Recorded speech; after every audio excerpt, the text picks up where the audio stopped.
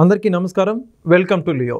ఏదైతే ఈ యొక్క అదానికి సంబంధించి ఆంధ్రప్రదేశ్ ప్రభుత్వం ఒప్పందం చేసుకున్నటువంటి సెకీ ఆ యొక్క పవర్ కొనుగోలు ఒప్పందాల గురించి రోజు రోజుకు జగన్మోహన్ రెడ్డి గారి మెడకి ఉచ్చు బిగుస్తుందనే చెప్పుకోవాలి.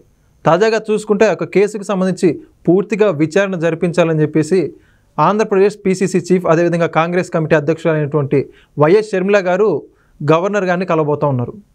అసలు దీనికి సంబంధించి పూర్తి విశ్లేషణ తెలుసుకునే ప్రయత్నం చేద్దాం. మనతో ఉన్నారు సీనియర్ జర్నలిస్ట్ దుర్గా కుమార్ గారు. సార్ నమస్కారం అండి. నమస్కారం వెంకట్, మన వీక్షకులకు కూడా నమస్కారం.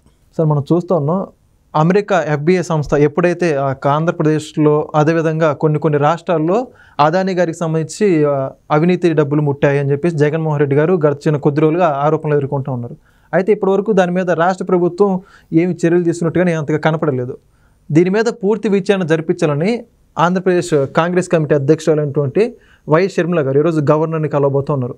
అంటే కేసు ఎటువైపు వెళ్ళబోతూ ఉంటుందంటారు? అంటే గత కొద్ది రోజులుగా, అంటే దాదాపు ఒక నెల రోజులు, నెల 15 రోజులుగా ఆంధ్రప్రదేశ్ రాజకీయాలను గమనిస్తే వెంకట్ గారు, రాజకీయ ముఖచిత్రం మారిపోతూ ఉంది. గతంలో ఉన్న ప్లేయర్స్ కొందరు వెనక్కిపోతున్నారు.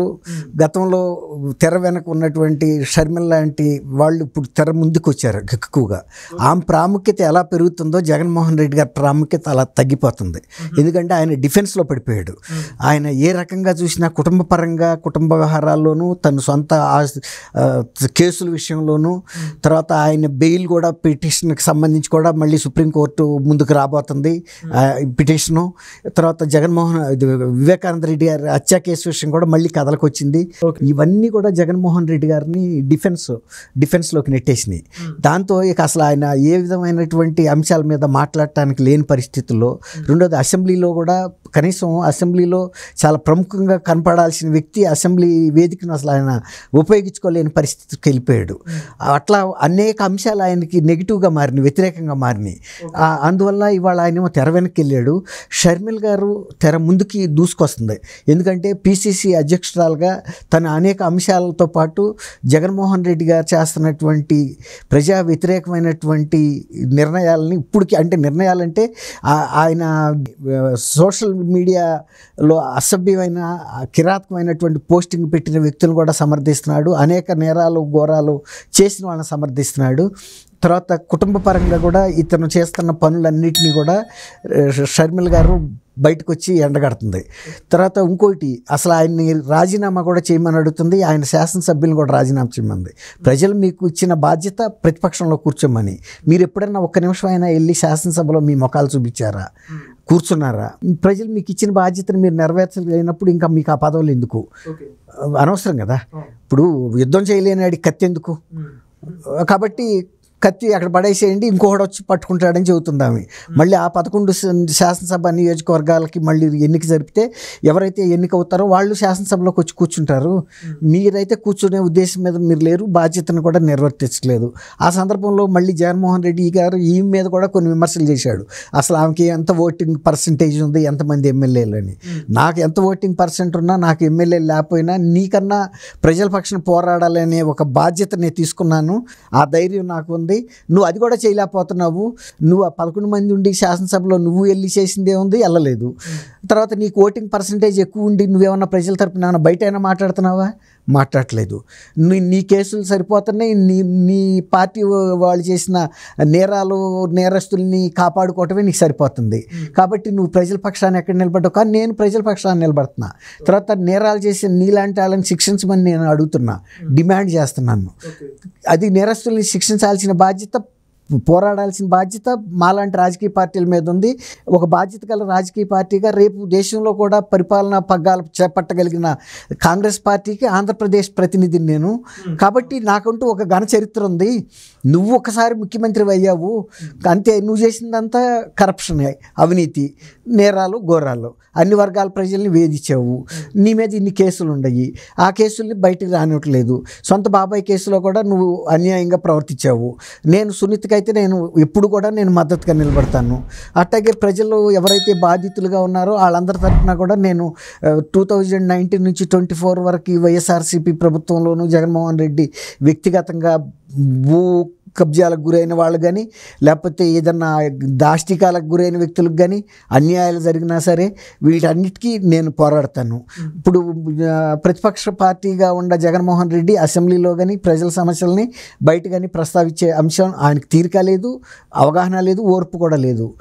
దానికి తోడు వాసిరెడ్డి పద్మగారు లాంటి వాళ్ళు కూడా ఏం చెబుతున్నారు, ఒక రాజకీయ పార్టీని నడిపే అంత మంత్రాంగం, యంత్రాంగం, యుక్తి, శక్తి, ఓర్పు, నేర్పు జగన్మోహన్ రెడ్డికి లేదు.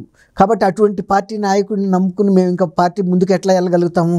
గతంలో మాకు 151 సీట్లు ఇచ్చినప్పుడు మేము ఇంకా కనుక సరిగ్గా పనిచేసి ఉంటే ఇవాళ మేము ఇంకా అధిక సీట్లన్నా తెచ్చుకునేవాళ్ళం.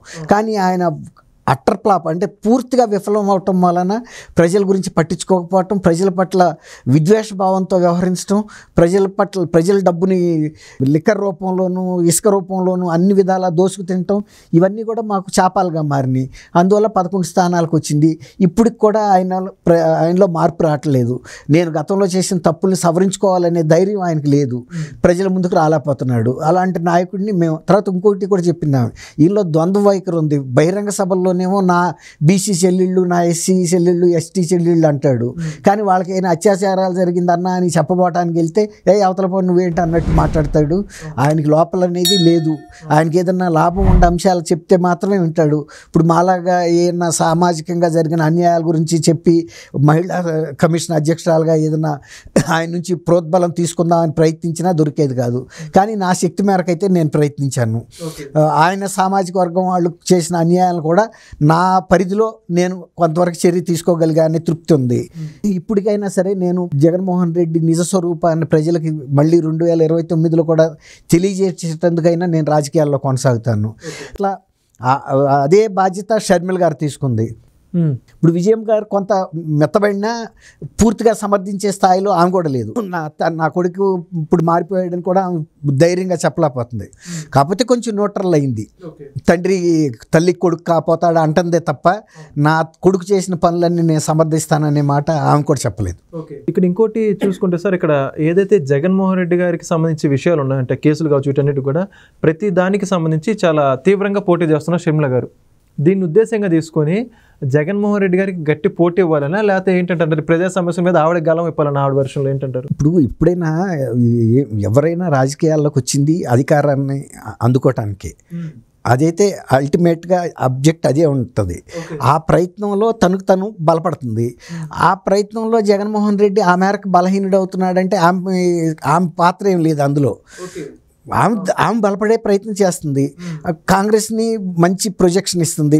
ఒక ప్రత్యర్థి పార్టీగా తెలుగుదేశానికి లేకపోతే ప్రజల పక్షాన నిలబడటానికి నేను నా వంతు నా ప్రయత్నం చేస్తున్నాను అని ఆ ప్రయత్నంలో ఆమె బలపడటం అనేది జరుగుతుంది ఆటోమేటిక్గా. ఎప్పుడైనా ప్రజల పక్షాన నిలబడితే, ప్రజల పక్షాన నిలబడకుండా ప్రజలకు వ్యతిరేకంగా పనిచేస్తే ఏ పార్టీ అయినా సరే ఎంత మెజార్టీతో గెలిచినా జగన్మోహన్ రెడ్డి గారు లాంటి ఉదాహరణే మిగులుతుంది ఎవరికైనా.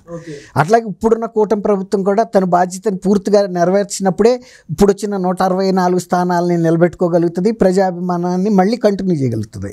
అదే కనుక అదే తప్పిదం కనుక జగన్మోహన్ రెడ్డి చేసిన ప్రయత్నం కూటమి ప్రభుత్వం చేసినా, ఇంకా ఏ ప్రభుత్వం చేసినా ప్రజల ముందు దోషంగా నిలబడాల్సి వస్తుంది, ప్రజలు ఇచ్చే శిక్షణ అనుభవించాల్సి వస్తుంది.